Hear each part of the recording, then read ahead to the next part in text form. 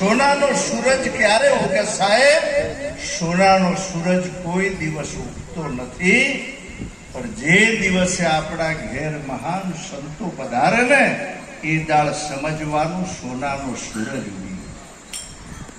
હમણાં ભવાનરામ મહારાજે એક વાત કરી સાહેબ, ગુરુ કોઈ સંત પધાર્યા હોય તો બધા કામો મૂકી અને બેસી જવું.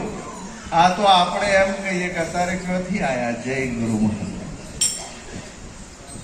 સાહેબ. આજે આ વિશ્વની અંદર મોટામાં મોટું જો કદાચ કોઈ પદ હોય તો એ સંતનું છે, અને એટલા માટે કહ્યું છે કે ઊંચી મેળી તો મારા. આ વિશ્વની અંદર મોટામાં મોટી જો ઊંચી મેળી હોય તો એ સંતની છે. પણ સંતના સામે કપડા દેખાય છે, વૈણ દેખાય છે, દેહ દેખાય છે, એટલે કોઈ સાચા સંતના દર્શન થતા નથી. આ તો આપણા સગા છે, આપણા સમાજના છે. જય ગુરુ મહારાજ. બ્રાહ્મણ કોને કહેવાય? જેને બ્રહ્મન ચીન્યો એ બ્રાહ્મણા. લો વૈણથી બ્રાહ્મણ હોય ને દારૂ પીતા હોય તો જય ગુરુ. જેને બ્રહ્મન ચીન્યા એ. આજે આવી એક મહાન વસ્તુ સદગુરુના સાનિધ્યમાં એટલી મહાન વસ્તુ મળી છે સાહેબ કે જેનું આપણે કોઈ મૂલ ના કરી શકીએ. છૂટા એક વસ્તુ બહુ ધ્યાન રાખવા જેવી બાબત, ચાલુ કાર્યક્રમ થઈ જાય ને આપણે પછી આયા હોય તો પાછળ જ વંદન કરીને બેસી જાય. આ જે વાત ગોખીને આવતી નથી, એટલે ખાસ બહુ લક્ષ્ય રાખવાનું, હિલચાલ ન થાય. એમાંય સત્સંગમાં બહુ કાળજી રાખવી. પાણી બહુ સ્થિર હોય તો જ તમારું સ્વરૂપ દેખાશે.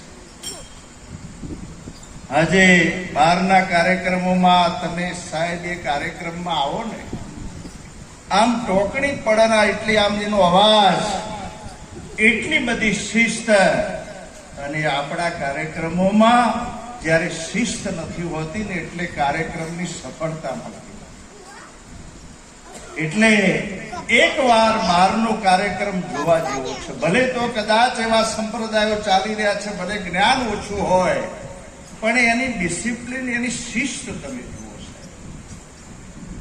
એટલા માટે બહુ શિસ્તની જરૂર. વાણી, વર્તન અને વિવેક સાહેબ ગામના ઝાડવા બોલતા હોય. આજે તમે જુઓ પિંપળીમાં સવારામ મહારાજનું નામ ગાજી રહ્યું છે, વીરપુરમાં જલારામ. હમણાં બગદાણાના કાર્યક્રમમાં મેં જોયું સાહેબ, તો આજે કે એની એક વારની વ્યવસ્થા તમે ભોજનની જુઓ. આમ આજે 5,000 માણસો જમે છે ને એમાં જન્માષ્ટમીના ઉપર તો લગભગ 45,000 વ્યક્તિઓ જમે છે. આપણે નાના કાર્યક્રમમાં કદાચ છેડા ફરી જતા હોય પણ તોની એટલી બધી વ્યવસ્થા આવી જગ્યા ઉપર ખાલી હું તો એમ કહું છું કે આપણે જોવા માટે જઈએ અને એમાંથી પણ આપણાને એવું જ્ઞાન થઈ જાય.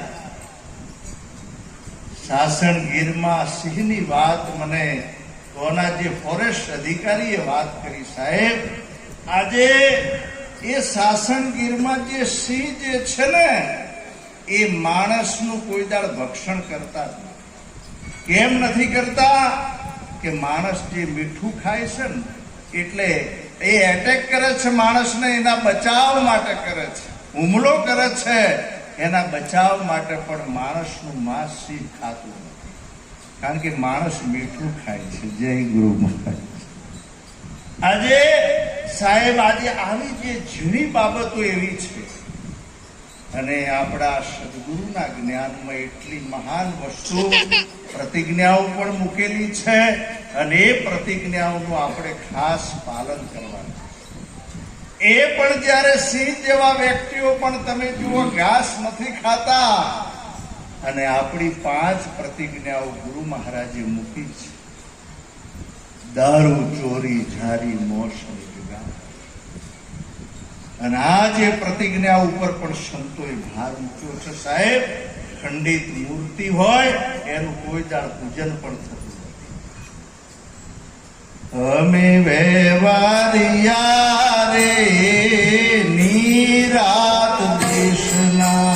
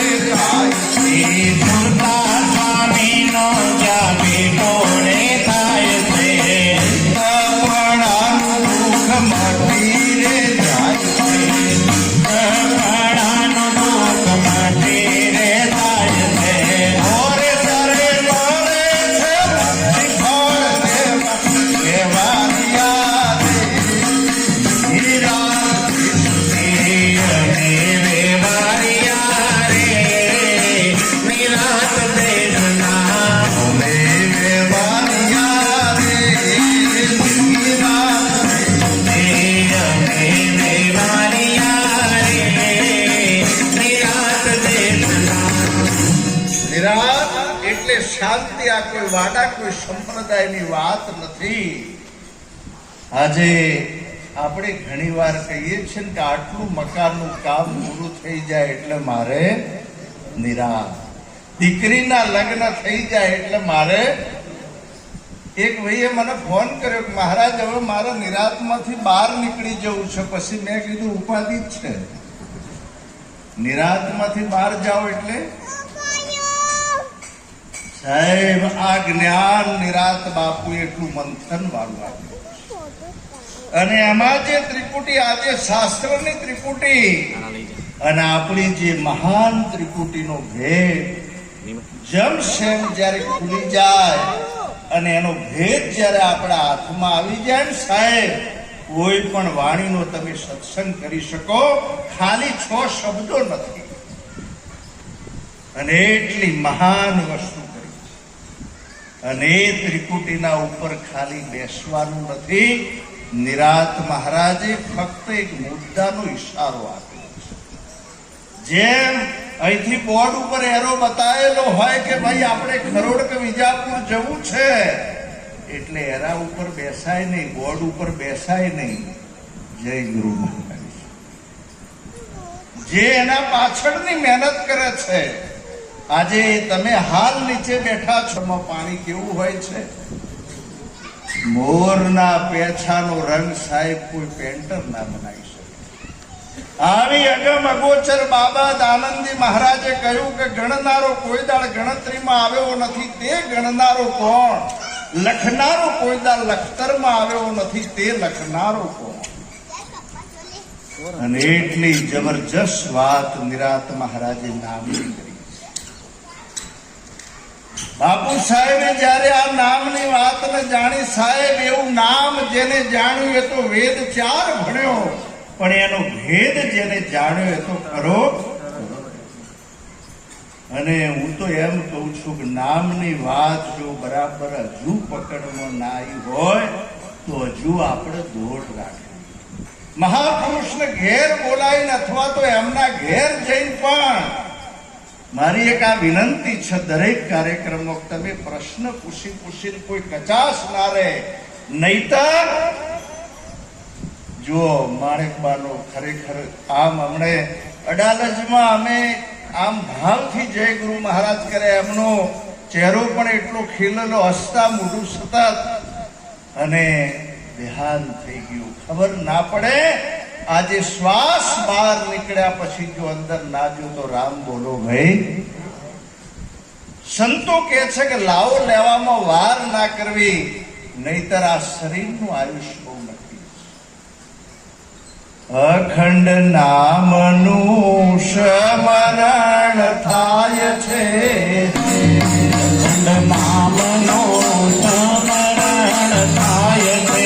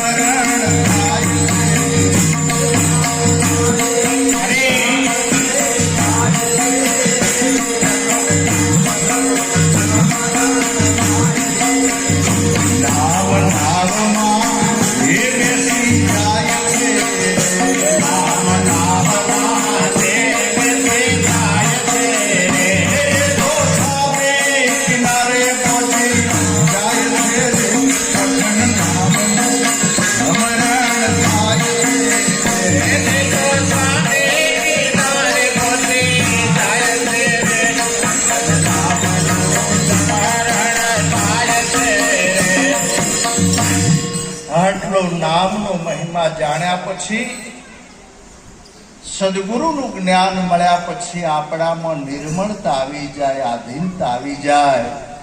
તમે જો ભગવાનદાસ મહારાજની અંદર મેં નિર્મળતા આધીનતા જોયેલી.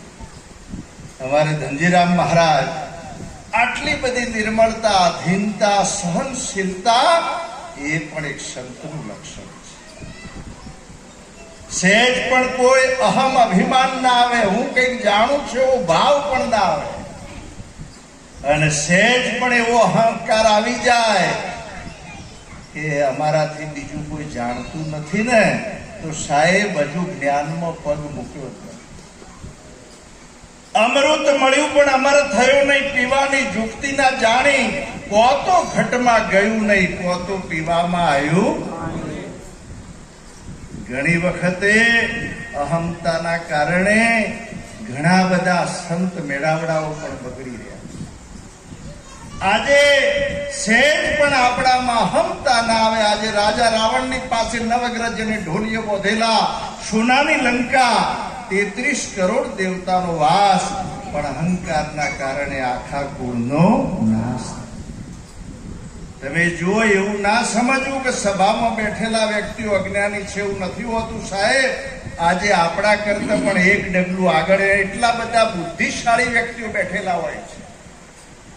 એટલા માટે એક શબ્દ ઝેર છે, એક શબ્દ ઔષધિ છે. કોઈ પણ વાત કરવી હોય તો અમુક વાતને અંગત રીતે પણ કરી શકાય. એટલા માટે આપણે આ સદગુરુના મહિમાને ખૂબ સાથે મળી અને એટલો બધો આવ્યો સાચો મહિમા છે સાહેબ. આજે નિરાત મહારાજની યુક્તિ એટલી બધી અઘાડ યુક્તિ છે, ભણેલાને ખબર પડે, અભણને ખબર પડે. આજે એવા ભાવર વિસ્તારના ઊંડા વિસ્તારમાં તમે આવો કે દાહોદ જિલ્લાના લીમખેડા વિસ્તારમાં એકવાર તમે મારી સાથે આવો તો અભણ વ્યક્તિઓ આજે માઇકમાં બોલતા થઈ ગયા છે. અને એમને તમે એકવાર સાંભળો સાહેબ, તમને એવું લાગે કોઈ પીએચડી બોલતા હોય. એ ફક્ત આ સદગુરુનું જ્ઞાન છે.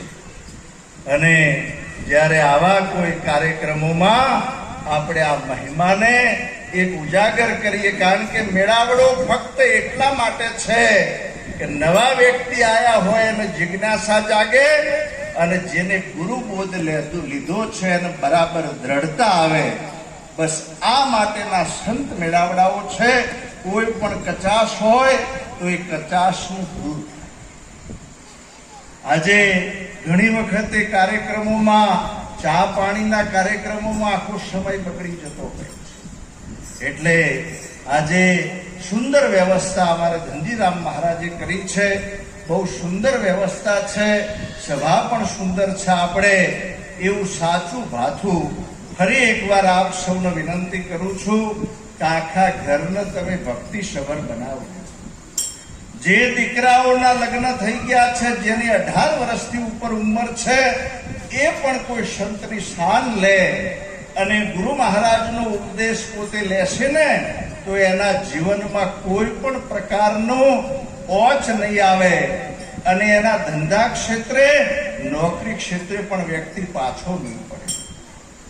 આપણા નિરાત મહારાજના જ્ઞાનમાં લોકો પીએચડી બન્યા છે. આ જ્ઞાન ફક્ત તબલા વગાડી મંજીરા ગાવાનું જ્ઞાન નથી સાહેબ.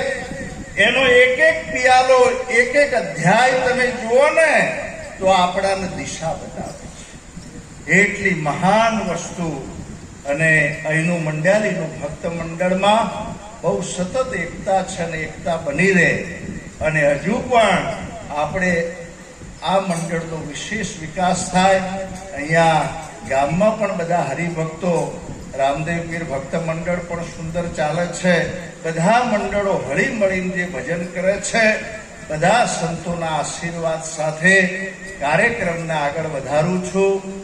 એક વાર બરાબર જય બોલો પૂજ્ય ભગવાન દાસ મહારાજ. અમારે ચંદ્રિકાબેન વચ્ચે એક વાણી